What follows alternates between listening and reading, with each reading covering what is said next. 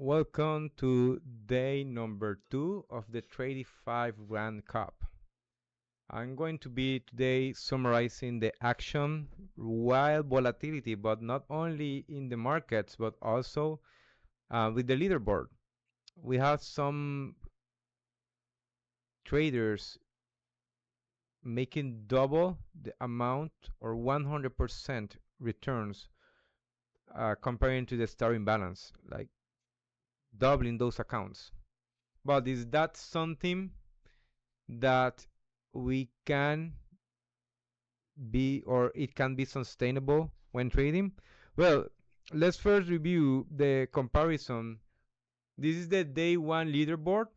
I'm going to uh, give thanks to the user God from Tradeify that posted this chart here today. And I made a comparison, only 85%. That leader data, 85% of the traders from day one that were on the top 20 survive the action. Now, thing gets interesting because now I took the permission to take a photo for the top 20 before the market open on day 2, before market open on the New Year session for the stock indices versus day 3 right now a couple of minutes ago, the opening top 10.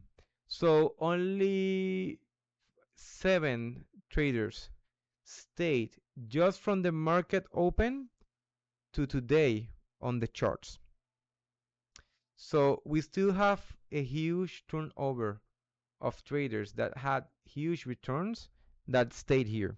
I search individually.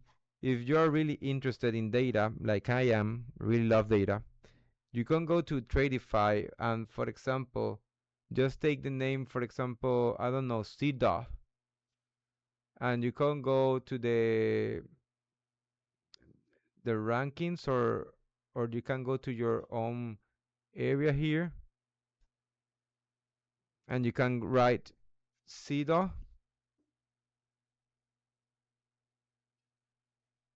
and you can start looking for it. You see that it's in the 33, but he dropped a couple of dollars. But you can do the same with other traders here, and you start seeing that these guys,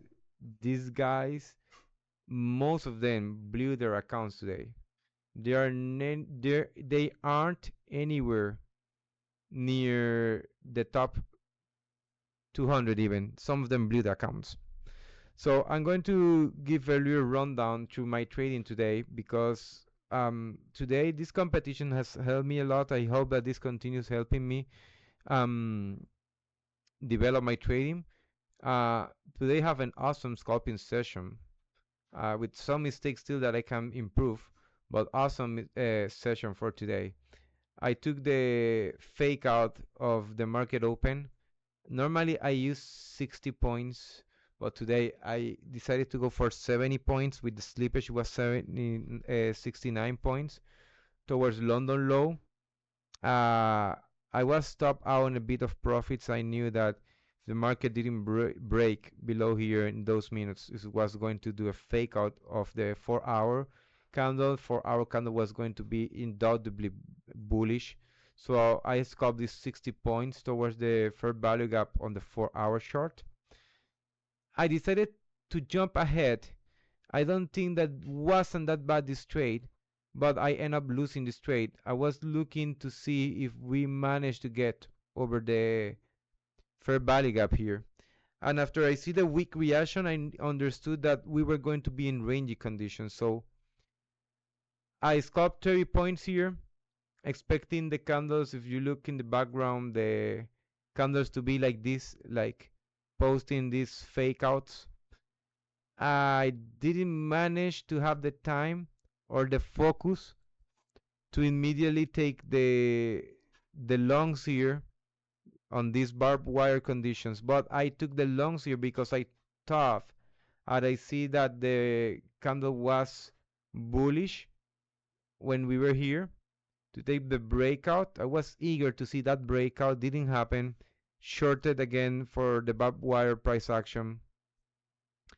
And here I didn't had the bullish trade like in this case because I haven't sweep liquidity. In this case, at least we were in the 5 minute testing this area for value gaps.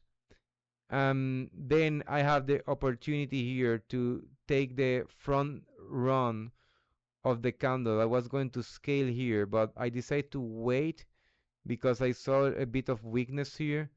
If I was a little bit more focused, I understood that if in the 5 minute, I'm going to bring up the 5 minute in the background. If I manage to see this type of candle, I could take this trade here, but holding it for longer, understanding that I have the opportunity of the market cascading towards the lows here.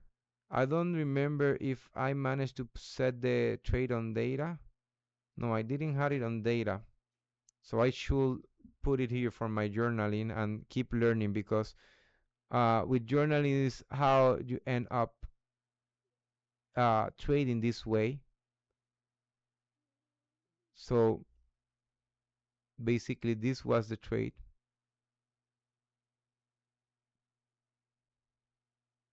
This was the final target here. And this will be the trade that it will put me in a safe position in my account to scale properly in the next days. Was an excellent 200 points. Normally I try to go for round numbers. I need to save this trade on data. So nice trade that I could hold for longer because I could scalp these 60 points here just in order to take something more from the market. I could also hold for longer this trade because if I take the first trade as I have scalped previously and I have money in the bank from the previous trades that I took, I could hold comfortably without worrying that it tossed me out. I will be break even here from both trades. I will have made profits in this one, and I won't be that like trying to chase the price action. It was a good setup still, like it was a good setup, but end up failing over here at this mitigation area. Price mitigate and then continue cascading down. But like it will be a solid trade. I have taken trades like this before, past uh week or two. I took a 450 point trade, and it's what I'm waiting to scale properly. I'm managing actively my risk, but I'm with patience. This trade obviously will have put me in excellent position, and then I will be more patient towards this kind of setups scaling with NQs instead of micros. Uh, but that's my plan for the competition. I really have been enjoying it. Doing this kind of videos also have helped me learn more from my trading, from how you can put some pressure to get over or get to the next level in your trading. Right now, as this is not a challenge account, I'm really pushing the limits of my trading, really enjoying it. So my advice for you is, you're in this competition, don't try to, like, if you have an edge, you have a working strategy, don't try to push towards the 200 in one day. You see how many of them ends up. I'm not going to take a screenshot tomorrow of the market open because I will be fully focused on coaching my students, and I have meetings before market open, so I will be preparing beforehand. I'm also journaling the setups, journaling my emotions. I will say that as I took this trade on NQ, and I took this one too on NQ, as I start getting overconfident. Even when I decompress my emotions here, this can start taking a toll. Like I took this trade, I was a bit confident, but wanting to see price take out the position here. And then when I took this one, I was still confident because I have a buffer and in the competition, but you start to get tired of trading from 9:30 to basically um 11:30, like almost 2 hours. This is just exhausting. So if you don't have the kind of endurance, I'm going right to the gym now, even when it's 7:38 p.m. Right up to the gym, trying to make the most out of my body so I'm ready tomorrow to trade. But don't try it, guys. If you are not a trader that have an edge, don't try doing these things because you are going to ask for disaster. You're going to do what these companies want. You're going to buy a challenge. You're going to uh, try to make it on your challenge, and that is not going to be good for your pocket.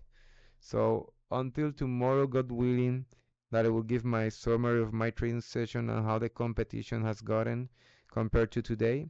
Take care and enjoy the rest of this competition.